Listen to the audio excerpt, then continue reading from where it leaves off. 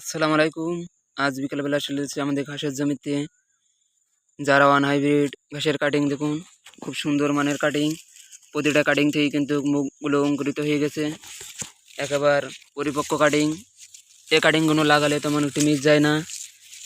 প্রতিটা সবাই যদি দেখায় কাটিংয়ের মান দেখুন কি সুন্দর। প্রতিটা কাটিং থেকেই কিন্তু অঙ্কুরিত হয়ে গেছে মুখগুলো এবং শিকড়গুলো গজিয়ে গেছে। যারা যারা ওয়ান হাইব্রিড ঘাসের কাটিং চাচ্ছেন তারা আমাদের সাথে যোগাযোগ করতে পারেন। যারা ওয়ান হাইব্রিড ঘাসগুলো খুব দ্রুতই বড় হয় এবং প্রতিটা কাটিংই দেখুন মাশাআল্লাহ খুব ভালোই অঙ্কুরিত হয়ে গেছে মুখগুলো, একেবারেই লাগানোর উপযুক্ত ঘাসগুলি। যারা ওয়ান হাইব্রিড ঘাসের কাটিং নিতে চান তারা আমাদের সাথে যোগাযোগ করতে পারেন। খুব সুন্দর সুন্দর ভালো মানের কাটিং আমাদের কাছ থেকে আপনি ক্রয় করতে পারেন। এই কাটিংগুলো লাগালে তেমন একটু মিস যাবে না,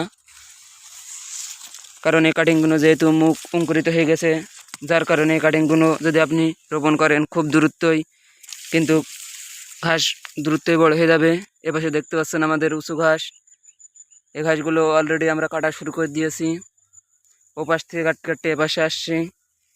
যারা অন হাইব্রিড ঘাস খুব দ্রুত বাড়ে, তো যারা চাচ্ছেন যারা অন হাইব্রিড ঘাসটি লাগাবেন, কাটিং যারা সংগ্রহ করতে চাচ্ছেন, এই মুহূর্তে আমাদের কাছে বেশ কিছু কাটিং আছে।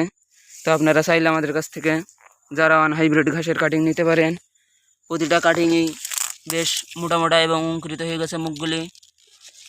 তো যারা কাটিং নিতে চান তারা দ্রুতই যোগাযোগ করতে পারেন। কিছু সংখ্যক কাটিং আমরা বিক্রয় করে দেব।